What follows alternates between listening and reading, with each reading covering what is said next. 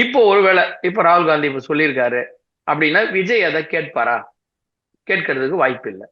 வாய்ப்பு இல்லை. ஏன்னா இங்க தமிழ்நாட்டுல விஜயை எதிர்த்து தீவிரமாக அரசியல் செய்து இந்த சம்பவத்தை மிக பெரும் பிரச்சனையாக்கி அரசியலாக்கி ஒரு விபத்துங்கிறத அவர் கொலை பண்ணி அவர் தான் கொலைகாரர் கொலை பண்ணி விட்டாருலாம் நிறைய இணையதளத்துல பேசுனாங்க திமுக ஆட்கள்.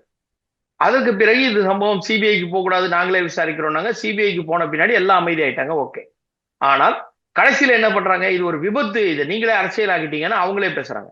அப்ப ஆக மொத்தம் விஜய்க்கு எதிராக திமுகவினர் இங்கே மிகப்பெரிய ஒரு பிரச்சனையை ஆரம்பிச்சு விட்டாங்க.